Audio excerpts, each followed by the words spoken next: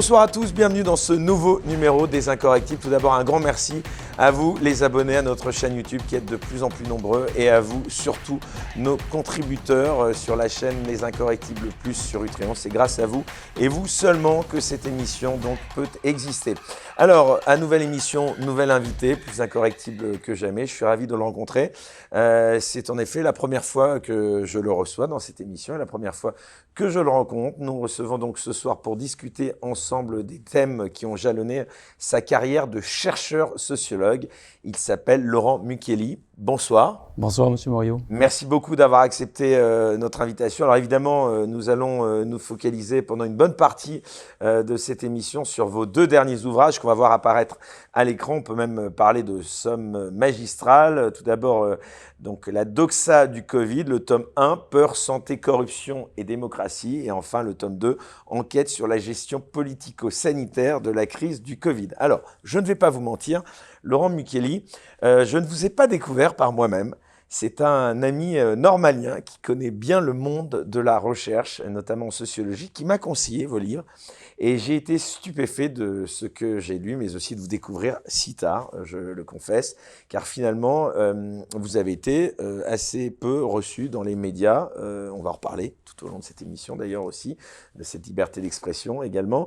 Et pour ne rien vous cacher, donc, bon, je vous connaissais bien sûr de vue, mais je me souviens de vous sur BFM TV à plusieurs moments, critique de notre histoire récente, notamment au temps des Gilets jaunes, puis du mouvement Black Lives Matter.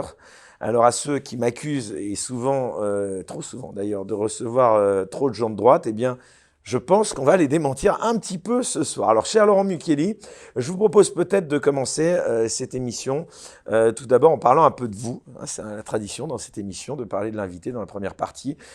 Pour rester fidèle au fameux adage marxiste tout d'abord, d'où parles-tu, camarade? Donc déjà, vous êtes chercheur. Est-ce que vous pouvez nous dire où est-ce que vous cherchez surtout, si j'osais une petite ironie? Ok. Alors, je suis chercheur au CNRS depuis 25 ans. Je suis rentré en 1997. Le CNRS, c'est un concours national. C'est comme c'est la même filière que pour devenir professeur d'université. Voilà. Il faut un doctorat. C'est les deux seuls concours à ma connaissance pour lesquels il faut ça. J'ai déroulé ma carrière. Je suis au sommet, directeur de recherche, première classe. C'est quoi, directeur de recherche? C'est l'équivalent de professeur d'université, tout simplement. D'accord. Voilà. C'est des questions de grade. C'est un long parcours pour y arriver, quoi. Oui, c'est un long parcours. C'est surtout un concours national. C'est ça qui est difficile, mais ça l'est encore plus aujourd'hui pour les jeunes d'aujourd'hui qu'à l'époque où moi je suis rentré. La concurrence est devenue effrénée. Donc, comment est-ce qu'on fait pour devenir chercheur au CNRS en quelques mots? Eh ben, donc, condition de base, avoir comme diplôme un doctorat. Et ensuite, on candidate dans la section disciplinaire qui correspond à sa spécialité, celle sur laquelle, en théorie, on a fait son doctorat. Et ensuite, c'est un concours national avec à l'époque où je l'ai passé, mais ça ressemble beaucoup aujourd'hui. Il y a toujours un premier tour sur dossier, et puis ensuite, on retient ceux qui sont jugés les meilleurs par la commission, ensuite, il y a un oral. Et puis, au final, il y a quelques personnes qui sont retenues, voilà. C'est l'institution française la plus prestigieuse, on peut le dire. Ah, en tout cas, la France est un des rares pays à avoir un aussi gros organisme public de recherche, qui remonte un petit peu avant la Deuxième Guerre mondiale. Et moi, c'est un métier que j'adorais, j'ai choisi par passion, et que j'adorais parce qu'il me donnait surtout une grande liberté, en tout cas jusqu'à la crise du Covid, ouais. Où là, je suis évidemment un petit peu tombé des nues. Mais sinon jusque-là, j'ai bénéficié d'une très très grande liberté que permet ce statut, puisque pour le dire en deux mots, moi j'estime que c'est un privilège incroyable. En gros, on travaille en gros sur ce qu'on veut, on s'organise comme on veut pour travailler, on est évalué une fois par an à la fin de l'année sur ses résultats. Donc, dit autrement, si je voulais au fond, je sais pas, travailler 24 heures sur 24, en théorie, 6 mois de l'année, et puis partir faire de la planche à voile dans les îles 6 mois de l'année, ça change rien. Vous voyez, voilà. Donc c'est une liberté incroyable dont j'ai beaucoup profité. Alors vous êtes sociologue. Est-ce qu'il y a une sociologie particulière des chercheurs au CNRS? À première vue, sans rien y connaître, je dirais plutôt comme ça, qu'ils sont plutôt majoritairement de gauche. Est-ce que je me trompe? Oui, non, vous vous trompez pas. Non, mais bien sûr, oui, bien sûr. Mais c'est presque un petit peu, quelque part, consubstantiel. Quand on fait de la sociologie, on rencontre fatalement parmi les grands phénomènes, parmi les grands mécanismes sociaux, les mécanismes de domination, d'inégalité sociale, sur lesquels quasiment tous les grands sociologues ont travaillé. Donc je pense qu'il y a une appétence au départ, et ensuite je pense que la pratique même du métier ne peut que renforcer ça, puisque le thème des inégalités, on va dire, est globalement associé à l'idéologie de gauche. Voilà. Ceci dit, c'est très important pour comprendre la façon dont je fonctionne et qui je suis. J'ai des implications, j'ai des valeurs qui ont toujours été claires, qui n'ont jamais changé évidemment, contrairement à ce que peuvent raconter un certain nombre de propagandistes jusqu'à l'encyclopédie en ligne, ou supposait-elle, hein, Wikipédia, qui racontent absolument n'importe quoi sur moi. Si j'étais procédurier, d'ailleurs, je les attaquerais pour insulte et diffamation. Hein. Bon, je ne suis pas procédurier, je n'ai pas de temps à perdre avec ça, mais c'est quand même tout à fait saisissant. Donc oui, je suis un intellectuel de gauche, je l'ai toujours été, je le suis toujours, mais je veux préciser que j'en ai une conception, je suis par ailleurs aussi un chercheur, j'ai jamais été quelqu'un de sectaire. Donc pour le dire autrement, pour moi la vérité, elle est ni de droite ni de gauche, la vérité, point. Voilà. Si quelqu'un de gauche l'a dit, ben, je dis il a raison, si quelqu'un de droite le dit, je dis il a raison. Voilà, vous voyez, c'est tout à fait essentiel pour comprendre la façon dont je travaille. Ce qui devrait être le cas de tout le monde, c'est étonnant. Ce qui devrait être le cas, ce n'est pas le cas. Ce n'est pas du tout le cas. Et une des raisons dont on va reparler, un des blocages qu'il y a eu dans cette crise Covid, c'est précisément parce qu'on a beaucoup trop politisé les choses, politisé la science, politisé les médicaments, même politiser les vaccins, etc. C'est une erreur majeure qu'ont fait, bien entendu, les politiques, en particulier ceux que ça arrange, le pouvoir en place actuel. On pourra y revenir si vous le souhaitez. Mais c'est ce qu'on fait aussi malheureusement un certain nombre de chercheurs, d'intellectuels, enfin beaucoup de gens et beaucoup de journalistes. Tout le monde est au fond, je pense, un petit peu tombé dans l'espèce de piège rhétorique qui est le fond de la rhétorique politico-électorale de M. Macron, hein, qui consiste à dire « si tu n'es pas avec moi, alors c'est que tu es d'extrême droite ». Voilà. Tout est organisé, je pense, là-dessus, c'est basique, c'est simple, mais ça fonctionne. L'adversaire, c'est le mot ultime. Mais ça fonctionne, on voit bien, ça a fonctionné en 2017, évidemment. Moi, j'ai passé 5 ans à dire ensuite à mes petits copains, en particulier mes petits copains de gauche, donc faites attention parce que dans 5 ans, ils vont vous refaire le même coup. Donc, préparez-vous un petit peu à ça. Voilà, ça n'a pas loupé, les gens ne sont pas préparés du tout, et ça n'a pas loupé. Mais le drame est que cette rhétorique, en réalité, s'est répandue dans tout le débat public. Et que donc, je veux dire, on en arrive à ce point totalement absurde où des journalistes, des sites internet, Wikipédia, etc., me présentent comme quelqu'un d'extrême droite. Alors que s'il y a bien un grand combat qui a traversé toute ma vie, c'est celui-là. Le dernier livre que j'avais publié juste avant le Covid, les livres sur le Covid, mon dernier livre était sorti début mars 2020, donc à quelques jours au fond du premier confinement. Hein. Et c'est un livre mort-né, donc d'un point de vue commercial, mais c'est un livre qui s'appelait « La France telle qu'elle est », pour en finir avec la complainte nationaliste. C'est un essai socio-historique, en gros, sur l'histoire de France, l'histoire du racisme, l'histoire de l'immigration, de la Révolution française à nos jours. Et s'il fallait dire en un mot, c'est faire comment on dit, teasing, c'est ça aujourd'hui, hein, s'il fallait faire ça, je dirais, c'est une espèce de petit manuel de pensée anti-Zemmour. Donc venir me dire à moi après que je suis d'extrême droite, c'est risible, mais c'est ce qui se passe. Alors on va reparler de tous ces sujets. On va revenir à vous. Et à un moment, j'aimerais quand même, encore une fois, revenir au CNRS et à cet état de la recherche en France. Qu'est-ce que vous en pensez de cet état de la recherche en France ? Il était à un niveau élevé, toujours, ou pas J'ai remarqué que vous étiez aussi passé par des grandes écoles, comme l'école des hautes études en sciences sociales. Qu'est-ce que vous pensez aussi de ce système des grandes écoles en France ? Donc voilà, j'aimerais avoir votre avis sur cette construction des élites françaises. Alors, je n'ai pas forcément un avis à vous donner parce que moi, j'évite d'avoir des avis quand j'ai pas beaucoup de billes derrière. Donc, j'ai jamais cartographié la science en France et évalué quoi que ce soit. La seule chose que je peux faire, c'est témoigner de mon expérience, voilà, de ma pratique. J'ai un quart de siècle d'expérience, c'est mon métier. Je l'ai exercé dans plusieurs laboratoires et plusieurs universités. Donc, j'ai simplement un point de vue qui est forgé par ça.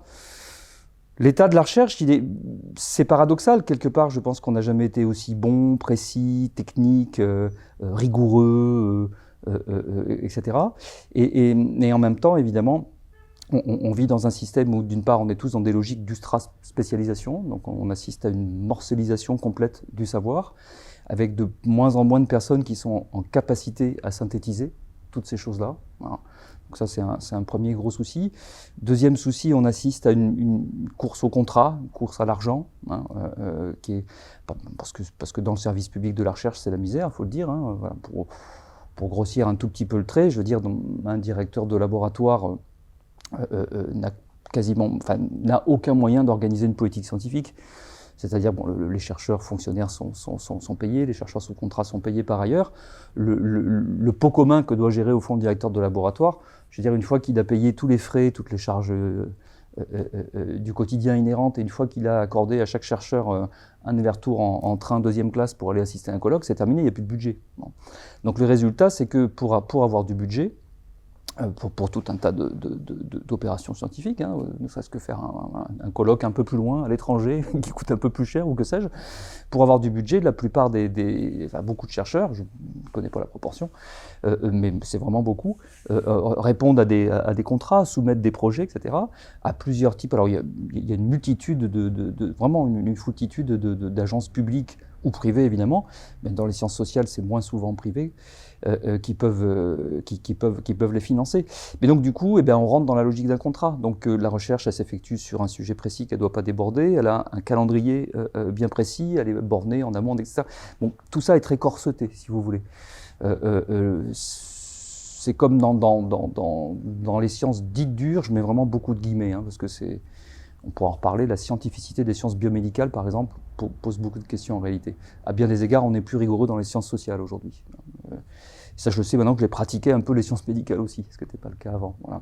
Bon, mais pour terminer là-dessus, voilà, le principal problème, je pense, d'un côté, je vous dis, on est de plus en plus technique, de plus en plus rigoureux, presque trop bardé de protocoles, évidemment, comme la bureaucratie s'est en pondre dans tous les domaines, y compris donc dans les sciences sociales, mais en même temps, de manière toujours ultra spécialisée, sur des formats de plus en plus encadrés, corsetés, définis, etc.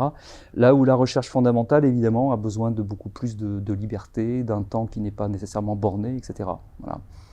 C'est plutôt ça que je verrais comme problème aujourd'hui. Du coup, ça donne une grande difficulté, je vous le disais, à avoir des gens qui sont en capacité à prendre un petit peu de hauteur, à avoir une vue un petit peu synthétique sur les choses. Et c'est une des... Ah, vous avez un moustique, ouais. Oui, il y en a pas quelques-uns, là. Et c'est au contraire une des choses que j'aime faire, d'abord, hein, la prise de hauteur et la synthèse, et que je crois faire pas trop mal. Voilà. Comment vous en êtes venu à la sociologie? D'ailleurs, est-ce que vous pouvez rappeler sommairement pour les gens qui nous regardent ce qu'est la sociologie? Ouais. Alors, c'est ma formation principale. Mais mon esprit est fait de telle sorte que précisément, moi, j'ai toujours eu du mal à supporter les carcans, les boîtes, etc. Donc je suis allé butiner, chercher de la connaissance dans plein de domaines. J'ai fait du droit au début, j'ai fait de la sociologie, j'ai fait de l'histoire. Ma thèse à l'école des hautes études en sciences sociales était une thèse en histoire des sciences. Donc je fais de l'histoire des sciences, de l'épistémologie et l'histoire des sciences sociales. La sociologie étant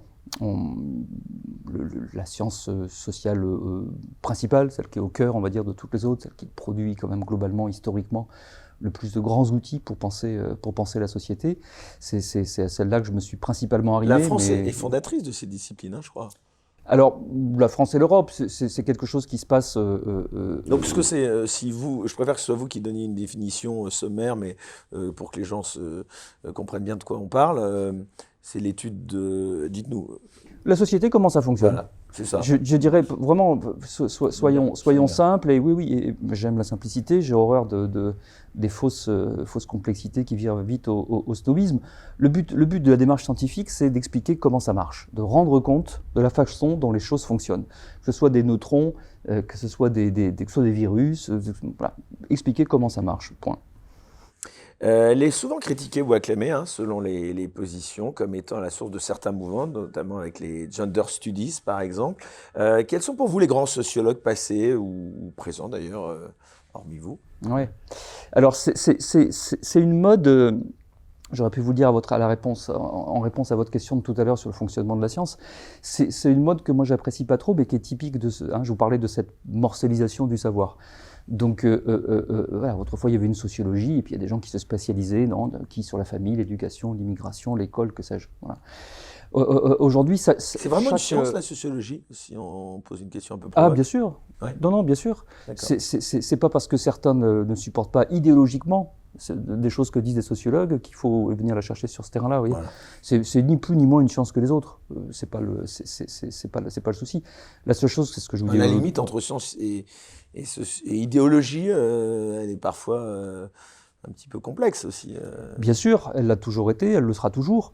Les sciences, c'est pas la science, comment dire, c'est pas quelque chose qui est dans une bulle. Hein. C'est pris dans une société, dans un air du temps, etc.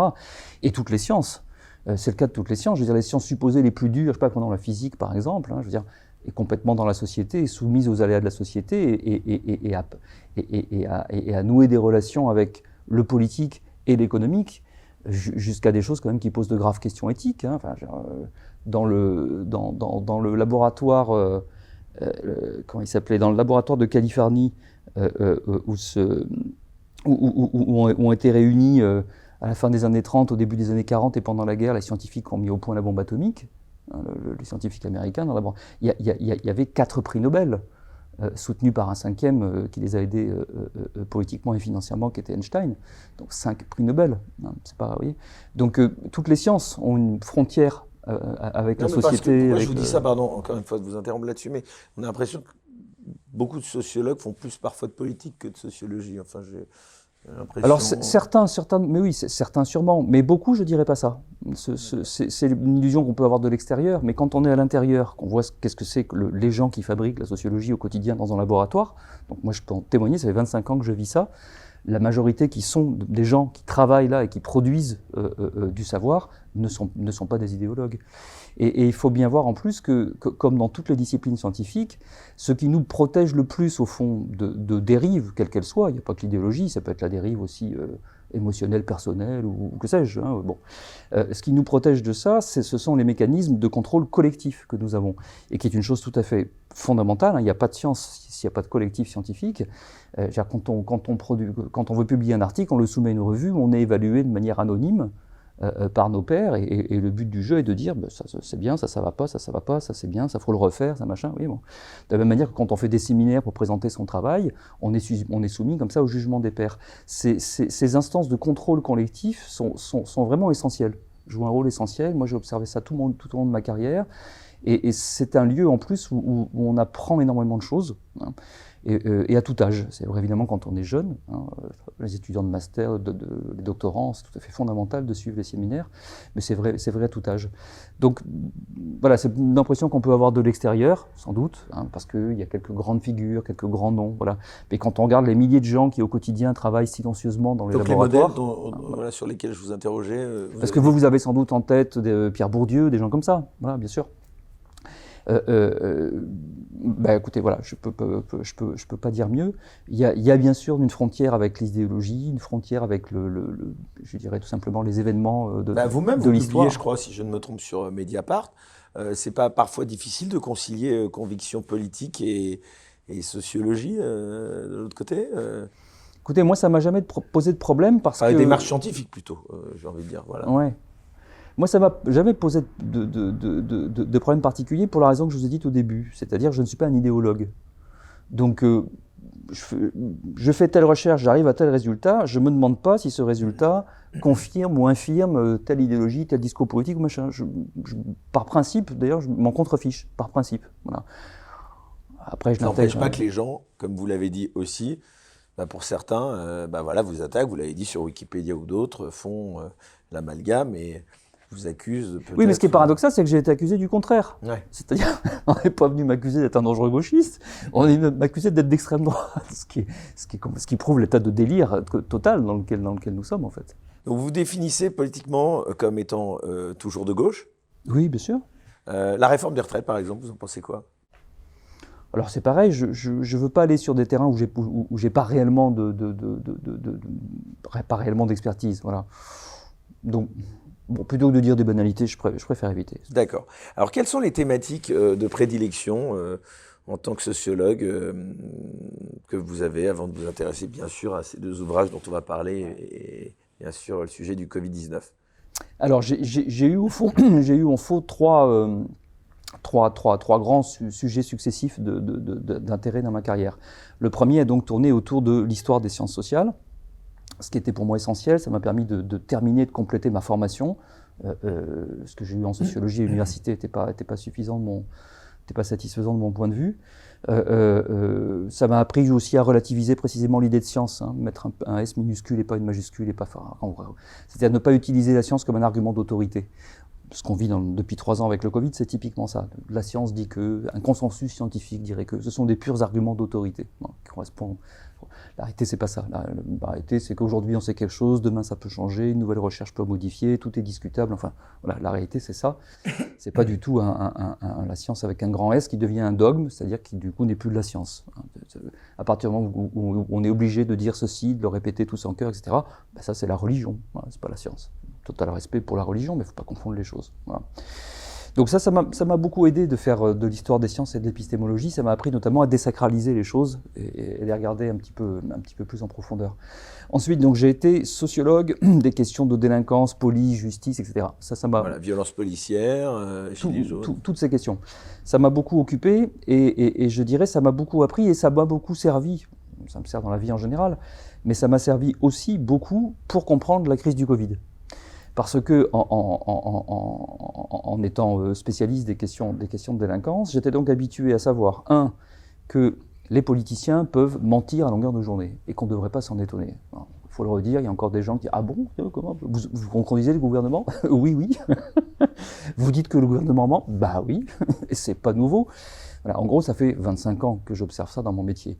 Donc, je n'ai pas commencé avec M. Macron, j'ai passé énormément de temps à m'occuper des propos de M. Sarkozy à une époque, etc. C'est-à-dire des gens qui sont prêts à dire n'importe quoi parce que ça les arrange d'un point de vue politico-électoral. Bon. Donc, j'étais comprendre. 2, j'étais préparé également à comprendre que de façon croissante, ça monte depuis plusieurs décennies, les politiciens adorent pour donner une apparence de neutralité et de scientificité à leur discours, ils adorent les barder de chiffres. Donc les usages, là aussi, les usages d'autorité des chiffres. C'est comme ça, 12% de machin, point. Ce qui là aussi n'est pas sérieux, n'a rien de scientifique. Quand on est un scientifique, on se méfie par principe des chiffres. J'ai enseigné les méthodes quantitatives à l'université, je sais un petit peu ce que c'est. Je racontais à mes étudiants qu'il y avait 3 règles d'or. La première règle d'or, c'est que les chiffres ne parlent pas d'eux-mêmes. Cette expression est stupide et c'est hallucinant de l'avoir répétée à longueur de journée partout. Comme dit tel chiffre qui parle de lui-même, pas plus que les images qui ne parlent d'elles-mêmes. Ça conduit au contraire aux pires erreurs dans l'histoire. Donc non, les chiffres ne parlent pas d'eux-mêmes, c'est nous qui les faisons parler et on peut faire dire des choses très différentes à un chiffre. La deuxième règle d'or, c'est qu'on ne peut rien dire d'un chiffre si on ne sait pas précisément comment il a été produit. Si vous ne savez pas derrière quel est le mode de récolte de données, quelle est l'unité de compte, quel est le type d'enquête qu'il y a derrière, si vous ne pouvez pas l'expliquer à votre interlocuteur, vous ne pouvez pas, d'un point de vue scientifique... Vous avez des exemples concrets là pour qu'on puisse bien comprendre ? Le chiffre de la violence, de la délinquance en France, non, on ne peut pas l'analyser en tant que chiffre ? Alors, la violence, c'est une expression qui ne veut rien dire. En réalité, d'un point de vue scientifique, ça veut rigoureusement rien dire. Les statistiques sur la délinquance, par exemple. Alors, la délinquance, qu'est-ce que ça veut dire aussi ? En fait, c'est un tel fourre-tout. Une des règles d'or qu'on va... Moi, j'ai toujours suivi, on reviendra, je terminerai sur les chiffres, mais une des règles d'or que j'ai toujours suivies, c'est d'essayer d'avoir les bons mots pour qualifier les choses. Okay ? La délinquance, c'est quoi ? Si dans le même mot, vous mettez des milliers d'infractions différentes. Dans un même mot, vous allez mettre un meurtre ou un défaut de permis de pêche. Dans la statistique de police et de gendarmerie, c'est le cas. Voilà. Donc si vous faites un gros paquet comme ça, avec des milliers de choses qui n'ont rien à voir, qui n'ont pas les mêmes auteurs, pas les mêmes victimes, pas les mêmes motivations, etc., en gravité, rien à voir, vous mettez tout ça dans un truc, vous secouez, puis vous sortez le chiffre de la délinquance et vous dites que ça monte ou ça baisse, ça ne veut rigoureusement rien dire. C'est du pipeau, c'est vraiment du pipeau. Donc j'ai été habitué à ce monde dans lequel on trafique, on instrumentalise les chiffres pour donner une illusion d'autorité, de neutralité, de scientificité, de rigueur à un discours. Voilà. Puis la troisième règle, quand on connaît encore une fois la production statistique, on sait qu'il n'y a pas d'enquête idéale, il n'existe nulle part aucun dispositif qui donne des résultats, une mesure parfaite, etc. Ça vaut pour tous les sujets, le chômage. Mais oui, je veux dire, la seule enquête à peu près fiable, c'est le recensement de la population, et encore, c'est déclaratif, tout est déclaratif. Bon, voilà. Donc, la troisième règle d'or, c'est un chiffre à lui seul ne suffit jamais à comprendre une réalité sociale, un minimum complexe. Il faut croiser les outils, les enquêtes, aller en chercher plein, etc., multiplier les indices qui, petit à petit, nous permettent de comprendre de mieux en mieux, de nous approcher du réel. C'est Bachelard qui disait ça dans la formation de l'esprit scientifique, cette démarche, ce qui est la modestie au fond fondamentale du chercheur. Ça consiste à dire je ne sais pas. C'est aussi l'étonnement et le doute aristotélicien, si on veut. Je ne sais pas. Je pose ça en premier. J'écarte donc tout ce que Durkheim appelait les prénotions, tous les préjugés. J'écarte tout ce que je crois savoir. Je le sais parce qu'en fait, je répète quelque chose qu'on m'a dit, que j'ai lu, que machin. Bon, voilà. J'écarte tout ça, je fais une espèce de table rase. Je pose par principe que je ne sais pas et je vais commencer à travailler et à chercher pour savoir. Voilà. Donc je vais commencer par lire tout ce qui existe sur le sujet. La première chose à faire, c'est ça, c'est toujours de lire toute la bibliographie sur un sujet. Et puis ensuite, je vais mettre au point une enquête avec des méthodes en fonction de ce que je peux faire. Il y a des choses qu'on peut faire, d'autres qu'on n'arrive jamais à faire. Il y a des données auxquelles on a accès, d'autres qui sont cachées. Bon, bref. Et puis, je verrai à l'arrivée, j'interpréterai mes résultats, je les comparerai à d'autres. C'est ça. C'est ça le travail, voilà. Et arriver en disant, pof, pof, ah oui, tel chiffre bidule, alors qu'on ne sait même pas qui l'a produit, etc. On ne sait pas quelle enquête il y a derrière. Bon, voilà. C'est ce qui se passe malheureusement tout le temps, mais c'est pour donner une petite idée de ce que c'est que la rigueur du métier de chercheur scientifique quand on l'applique, quelle que soit la discipline. Ça conduit, par exemple, à cette prudence-là. D'avoir travaillé sur la sociologie de la délinquance, ça m'a aussi appris quelque chose de tout à fait essentiel, c'est que la délinquance, pour garder ce terme générique, le fait d'enfreindre la loi. C'est ça la définition de la délinquance, le fait d'enfreindre la loi. La délinquance, c'est pas une tronche, c'est pas une catégorie de la population, c'est pas une couleur de peau, c'est pas une tête, c'est le fait d'enfreindre la loi, qui que vous soyez, quel que soit le milieu social, professionnel dans lequel vous êtes, d'où que vous veniez, peu importe, c'est le fait d'enfreindre la loi. Et donc quand on travaille comme ça sereinement, avec les bons outils, les bons mots pour les bonnes choses, on s'aperçoit très vite qu'en fait, le fait d'enfreindre la loi, c'est quelque chose qu'on rencontre dans absolument tous les milieux professionnels et dans tous les milieux sociaux, contrairement aux stéréotypes qui au fond, réservent ça aux pauvres. Quand on dit comme ça, en général, délinquance, machin, il y a beaucoup de gens qui tout de suite ont des images qui viennent en tête, parce que toute la société, les médias, renvoient l'image, on va voir. Il y a beaucoup de gens qui vont voir arriver banlieue, quartier, drogue ou machin, que sais-je. Bon, ce qui est un aspect, un type de délinquance. Mais moi, j'ai découvert ce qu'on appelle chez les sociologues de la délinquance, ce qu'on appelle la délinquance en col blanc. La délinquance en col blanc, rappelez-nous. Alors, c'est une expression qu'a forgée un sociologue américain qui s'appelait Edwin Sutherland à la fin des années 20, et qui désigne donc le col blanc, c'est le col de la chemise du cadre, au fond, par opposition au bleu de travail de l'ouvrier. Voilà. Donc, c'est pour nous rappeler que la délinquance, ça ne concerne pas que les pauvres. Voilà. Et donc, quand j'ai eu l'occasion d'écrire un manuel, c'est mon cours à l'université depuis des années, la sociologie de la délinquance, il y a un gros chapitre sur la délinquance des élites, où je passe en revue la délinquance chez les politiques, et également dans tous les secteurs économiques, en particulier dans toutes les grandes industries. Et en réalité, mais il y a aujourd'hui, c'est sans doute méconnu, mais il y a des rayons entiers de bibliothèques sur toutes les formes de délinquance qu'on a connues en avant, l'industrie des cigarettiers, l'industrie agroalimentaire, l'industrie pétrochimique, l'industrie automobile, l'industrie pharmaceutique. Et déjà, donc, il y a quelques années, on devrait tous le savoir, je veux dire, il y a à peine un an et quelques mois, on a jugé le procès définitif dans l'affaire du Mediator. Et ceci n'est pas un petit fait divers, ce sont des choses qui sont structurelles, constantes. Je veux dire, il faut savoir que des industries pharmaceutiques comme Pfizer et Merck sont les deux industries, d'abord parmi les deux plus riches de la planète et les plus condamnées de toute l'histoire de la justice américaine. Ce sont des délinquants multirécidivistes en réalité. Mais il faut voir, quand on rentre dans ce monde-là, il faut voir que le risque de sanction est intégré au fond dans le business plan des industriels, qui savent déjà qu'ils auront sans doute tôt ou tard des amendes, etc., qui sont pourtant de montants faramineux. À chaque fois, on va compter les amendes au plus bas en centaines de milliers d'euros, sinon en millions, voire en dizaines de millions d'euros, ou de dollars. C'est des choses vraiment incroyables. Voilà. Donc je connaissais ça aussi. Donc ça fait partie des choses qui m'ont bien sûr préparé à ne pas, au fond, tomber dans le panneau et plonger dans la panique et dans tout le narratif des industriels et des politiciens qui les suivent au moment de la crise du Covid. Alors revenons, si vous le voulez bien, à vos autres thèmes de prédilection avant donc que l'on parle évidemment du sujet du Covid. Tout d'abord, vous avez donc beaucoup écrit sur la police. Quels sont, Laurent Micheli, les problèmes de la police selon vous ? Alors, oui, j'écris surtout beaucoup sur les comportements délinquants de tout type, et puis la police et la Sur justice. le racisme aussi. Alors, concernant la police, alors, je vais essayer de faire court. Bon, déjà, la police, là aussi, c'est une expression générique qui, en réalité, recoupe des Est-ce qu'il y a métiers. un problème systémique dans la police? Alors, mais il faut sortir de l'expression de la police, parce qu'il y a des métiers différents dans la police. Hein. Il y a la police, au fond, que tout le monde voit dans la rue, la police en tenue, dans ce qu'on appelle la sécurité publique en police, la gendarmerie départementale chez les gendarmes. C'est un premier métier de police, et qui a une autonomie administrative, c'est une grande direction de chacun de ces ministères. Ensuite, vous avez la police judiciaire, que vous êtes censé ne pas voir, qui est la plupart du temps civile, qui va travailler sur des crimes.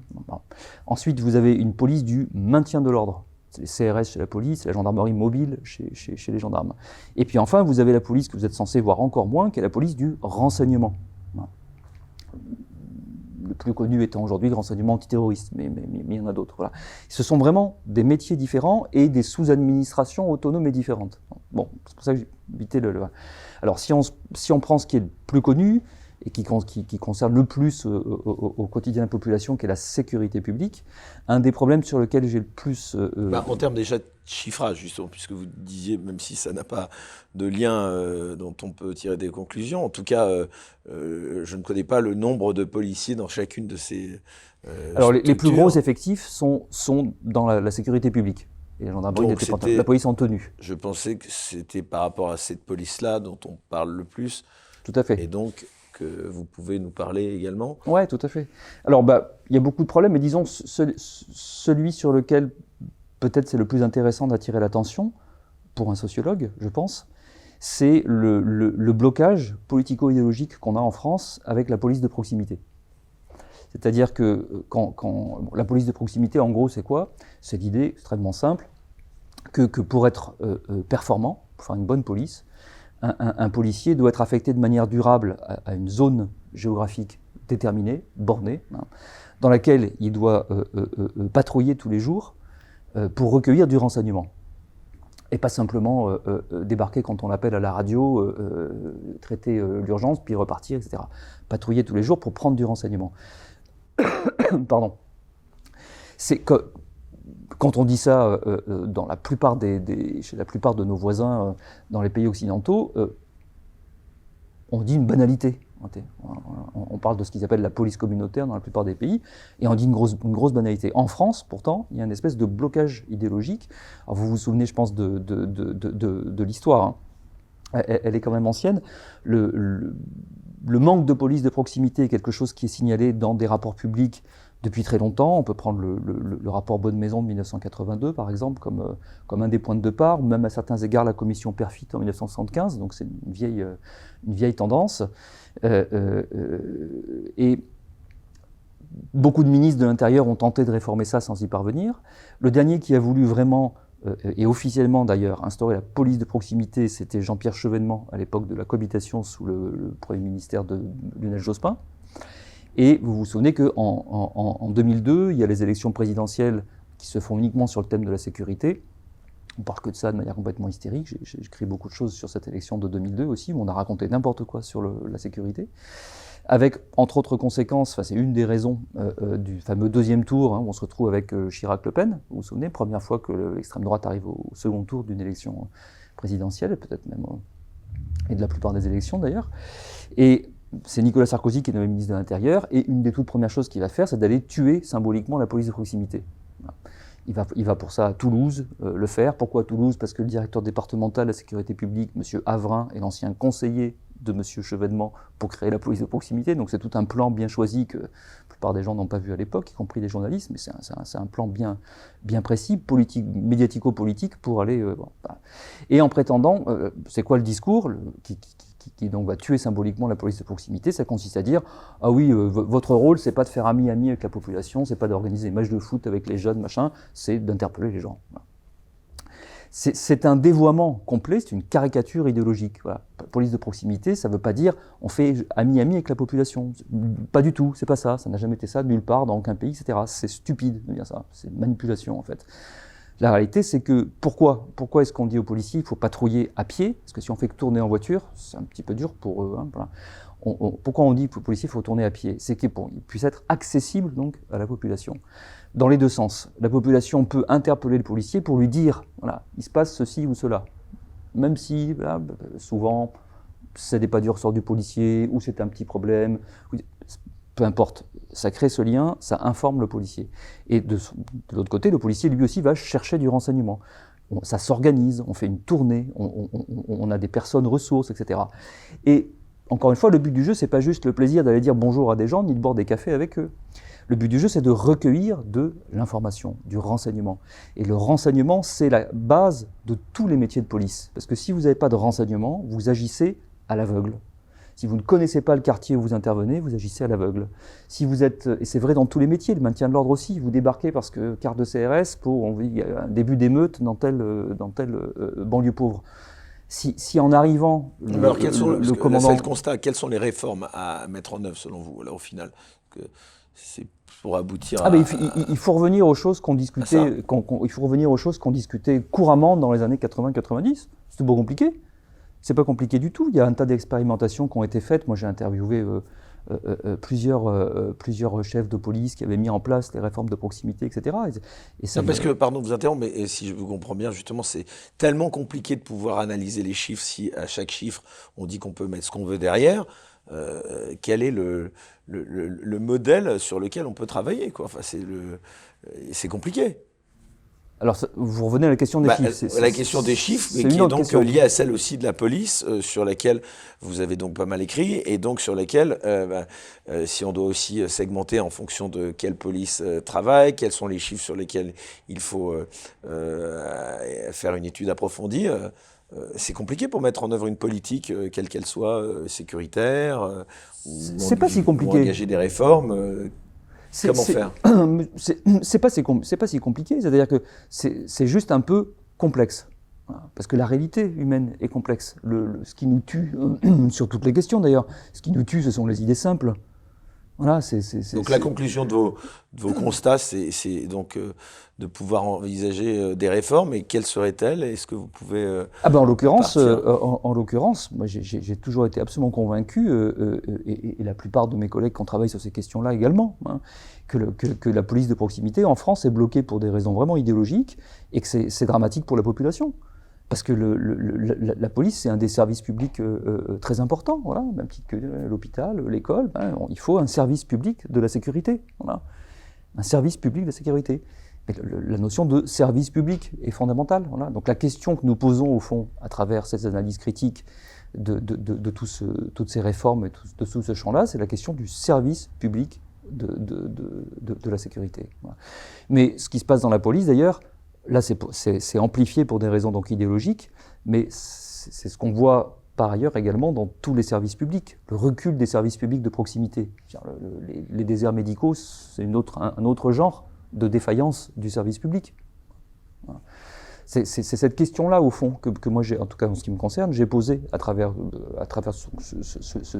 ce sujet-là, finalement, comme sur les autres, la question du service public. Donc, on rappelle, c'était ces sujets sur lesquels vous avez longuement donc, également travaillé. Alors, c'était votre vie d'avant le Covid dont on va maintenant parler. Donc, ces sujets, on le rappelle, donc, sur le site dont vous pouvez redonner un instant le nom, si les gens il y a un site internet qui de manière ridicule, porte mon nom dans l'URL.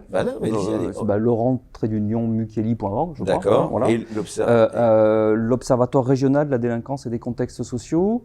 J'ai un seul réseau social où je suis, c'est Twitter. D'accord. C'est le seul. Et on peut d'ailleurs, je crois, vous apostropher. Et j'ai un blog, sur le site de Quartier Général, chez Aude Lancelin, qui m'a accueilli après que Mediapart m'ait censuré. Dans cette émission, enfin dans une autre vie médiatique. Alors, je vous propose maintenant, si vous le voulez bien, Laurent Mukieli, nous pencher sur ce sujet ô combien important, et que vous avez donc fouillé dans tous ces aspects, dans les 2 tomes vraiment remarquables, donc on rappelle, de la doxa du Covid, paru en 2022 aux éditions Éoliennes. Alors il y en a 2.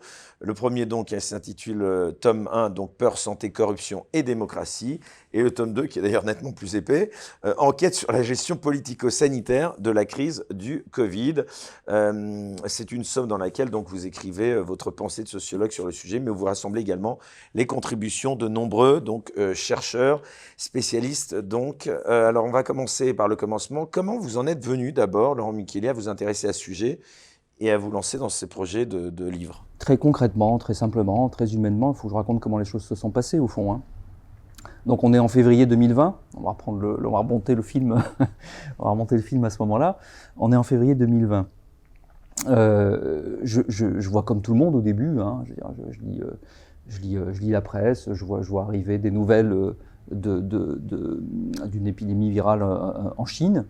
Alors ça me surprend pas et me choque pas plus que ça, hein. Entre autres choses, quand je faisais un petit peu d'histoire, etc., je me suis intéressé à l'histoire des maladies, à une époque dans ma vie, etc. Donc, bon, bref, c'est des sujets qui m'intéressent beaucoup. Donc, j'ouvre une case de mon cerveau un petit projecteur là, un petit enregistreur pour suivre un petit peu ce qui se passe. Puis je vois petit à petit monter les choses. Bon, je pense que la première caractéristique, la première chose qui peut permettre de comprendre la démarche que j'ai eue, c'est le fait que je ne suis pas d'une nature effrayable, on va dire. Voilà. Il en faut vraiment beaucoup pour me faire un petit peu peur. C'est pas, voilà. Et j'ai l'habitude, dans mon métier, je dirais, de séparer le plus possible l'intellect et les émotions. Voilà. Ça, c'est quand même fondamental, parce que je pense que dans cette crise, tout le monde, malheureusement, s'est laissé embarquer par les émotions. Et donc c'est la porte ouverte à tout et n'importe quoi. Bon, donc première chose, c'est que je regarde ça froidement, voilà, tranquillement. Deux, je regarde ça avec un peu de mémoire. On a envie dans une société tout court dans tous les sens, et il n'y a plus rien de durée, de solidité, de poids, etc. Non, voilà, moi je passe mon temps à lire en fait, je lis quasiment pas la presse, j'ai plus de télé depuis 2002 justement, j'écoute quasiment pas la radio, je passe mon temps à lire en réalité. Et à lire notamment aussi, pas que la sociologie, beaucoup d'histoire. J'ai toujours pensé qu'on ne comprenait pas ce qui se passait aujourd'hui si on connaissait pas l'histoire. Donc en l'occurrence, moi quand je vois arriver ça, je me souviens aussi de 10 ans avant, 11 ans avant, de la crise H1N1. Voilà, tout de suite. Voilà. Parce que forcément, il y a virus, industrie, vaccin, projet de confinement. En fait, il y a eu une répétition générale à cette histoire-là qui a eu lieu 11 ans avant, 11-12 ans avant, c'était l'affaire H1N1. Donc j'ai ça en tête. J'avais lu à l'époque, et tout le monde devrait le faire, lire le rapport du Sénat sur la crise H1N1, dans laquelle il est dit très clairement, que l'OMS a complètement déformé la réalité en exagérant les choses, que les industries pharmaceutiques se sont empressées d'abord d'essayer de refourguer les antiviraux qu'ils avaient sur place, ensuite de prétendre qu'ils avaient un vaccin magique à les machins bidules. Le résultat, c'est que les États ont dépensé des sommes absolument colossales pour faire des réserves de médicaments qui par la suite ont été soit comme toujours, c'est pareil que le Covid, soit prétendument généreusement donné à des pays plus pauvres pour s'en débarrasser, soit tout simplement détruits, voilà, parce qu'ils arrivaient à péremption. Donc je me souvenais tout à fait de ça. Ce qui a fait un déclic dans ma tête, c'est à la fin du mois de février, quand j'ai compris que manifestement le gouvernement avait pour projet, chercher à paralyser la médecine de ville, à empêcher les médecins généralistes de soigner les gens. Voilà. C'est très clair, il y a tous les arguments qu'on veut dans le livre. Il y a eu véritablement en France, et ça, à ma connaissance, c'est inédit dans l'histoire, il y a eu la volonté d'empêcher les médecins généralistes de soigner les gens. Voilà. C'est fondamental, je veux y insister un petit moment si vous voulez bien, parce que c'est très important. C'est pour dire tout de suite à quel point c'est important. Je pense qu'il n'y aurait jamais eu autant de morts liées au Covid. Statistique Covid, on est mort avec ou du Covid? Pas pareil. Statistique.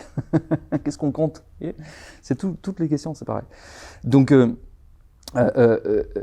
c'est complètement inédit. Et la réalité, de mon point de vue, je le dis, il y a des gens que ça va choquer, mais voilà, c'est ce que je pense, et puis j'expliquerai comment j'y arrive. Je pense qu'il n'y aurait jamais eu autant de morts liées au Covid si on avait laissé les médecins soigner les gens. Voilà.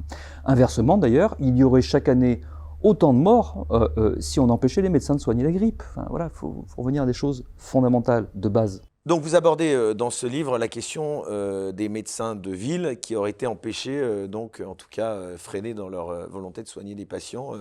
Vous pouvez nous exposer quelques éléments là-dessus? Oui, bien sûr. Tout ça, en fait, est tout à fait officiel. Donc, la consigne sanitaire officielle, c'était quoi? Restez chez vous, prenez du Doliprane, hein, si vous avez un peu de fièvre. Et si ça dégénère, vous appelez le SAMU. Et si vous avez de la chance, on vous hospitalisera. C'était ça la consigne officielle. Ça, c'est une consigne de ne pas soigner. Voilà. On n'a jamais vu ça. Qu'est-ce qui se passerait? Là, on est dans l'hiver 2023.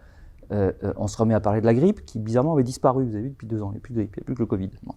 On se remet à parler de la grippe, qui a quand même une partie des symptômes qui sont comparables. Qu'est-ce qui se passerait chaque année si on disait aux médecins généralistes, vous ne soignez plus les grippes? Terminé. Vous ne soignez pas. Et aux gens qui étaient grippés, vous restez à la maison avec du Doliprane. Eh bien, on aurait une flambée de mortalité bien plus importante que celle qu'on a de toute façon chaque année. Voilà. On a de toute façon chaque année, parce que mourir est normal, hein, pour arriver à un certain âge, mourir est normal. Donc chaque année, il y a des morts, et il y a notamment chaque année un pic hivernal qui est lié notamment à la grippe. Voilà, donc c'est ce qui se passerait chaque année si on empêchait les gens de soigner. Voilà. Et là, on a dit, c'est le SARS-CoV-2, on ne connaît pas bien quand même, on ne connaît que le 1, machin. Enfin, ce qui n'est pas vrai, on le connaît. Donc il y a un SARS-CoV-2, ça veut dire qu'il y avait un 1. Ensuite, il y a d'autres coronavirus qu'on connaît avant, il y a le MERS, machin. Hein. Donc en fait, ce n'est pas vrai. Par ailleurs, la maladie, il y avait une symptomatologie, etc. Donc, bref, c'est le job d'un médecin. Hein. Même s'il n'a pas encore, il ne peut pas ouvrir directement son manuel avec la présentation détaillée, la posologie absolue, machin. C'est pas le problème. Son droit et son devoir est de soigner les gens qui sont malades. On les a empêchés, on nous a confinés et on a dit aux gens, vous restez chez vous avec du Doliprane. Cette consigne est mortifère. Voilà. La réalité, c'est que cette absence, parce que c'est une absence d'eux en fait, hein, voilà, cette absence de guidelines, comme on dit, de medical guidelines, de consignes sanitaires, est absolument mortifère. Quand j'ai compris que c'est ça qui se mettait en place, à la fin du mois de février 2020, occulté derrière l'os qu'on a jeté à ronger aux médias, qui était Didier Raoult, hein, l'hydroxychloroquine, hein, ils sont tous bien concentrés là-dessus. Vous avez des liens avec je vous dirai juste après, la grande question qui se cachait derrière, c'était pas ni Raoult, ni l'hydroxychloroquine, ni machin, c'était tout simplement comment est-ce qu'on peut soigner les symptômes précoces de la Covid, de cette maladie que provoque chez une petite partie des personnes infectées le SARS-CoV-2. Voilà. Vos liens avec le professeur Raoult, vous pourrez y revenir d'ailleurs, puisque je crois que vous avez défendu pas mal de personnalités et de médecins qui avaient une vision un petit peu différente de la doxa des médias. Ah oui, bien sûr, il n'y a pas de mystère. Didier Raoult, c'est quelqu'un dont je n'avais même pas entendu parler avant le début de la crise, ce qui est normal. Encore une fois, je n'ai pas du tout... j'ai jamais travaillé sur ces questions-là, etc. Je n'habite pas à Marseille, je ne vais pas suivre des colloques de médecine à Marseille. Enfin, bon, bref, je n'avais jamais entendu parler de Didier Raoult. J'ai découvert d'ailleurs, après coup, que je connaissais l'un de ses enfants. Voilà, après coup. Voilà, bon, parce que c'est pas non plus un nom... si vous voulez, des Moukiel, il n'y en a pas 40 sur le continent, mais des Raoult, je pense qu'il y en a un petit peu plus. Voilà. Donc voilà, c'est quelqu'un que je ne connaissais pas, j'ai écouté, et manifestement, d'autres personnes qui écoutaient à côté de moi, ça les rendait un petit peu, je sais pas quoi. Moi, comme d'habitude, je vous ai dit tout à l'heure, hein, les émotions, c'est autre chose, c'est dans d'autres dimensions de ma vie, mais c'est pas dans ma vie professionnelle. Donc moi, j'ai écouté ce que disait ce gars-là. Puis je me suis renseigné. Hein, l'IHU, c'est quoi? Je me suis renseigné. Hein, des centaines de personnes, des milliers d'étudiants, un pôle d'excellence qui a gagné un concours en 2009, le concours des IHU, etc. Bon, bref, voilà. Et donc, j'ai écouté quelqu'un, en réalité, qui me parlait de santé publique et qui me disait, au fond, il faut soigner précocement les gens, faire tout ce qu'on peut pour éviter... ça s'appelle la prévention. Enfin, c'est tellement fondamental, c'est tellement évident. Le gars a rajouté, écoutez, c'est quand même des médicaments qu'on connaît bien, qu'on connaît depuis très longtemps, etc. Il se trouve que ça marche déjà sur d'autres coronavirus. Il se trouve en plus qu'in vitro, ça marche aussi sur celui-là, etc. Qu'est-ce que ça coûte d'essayer vous voyez?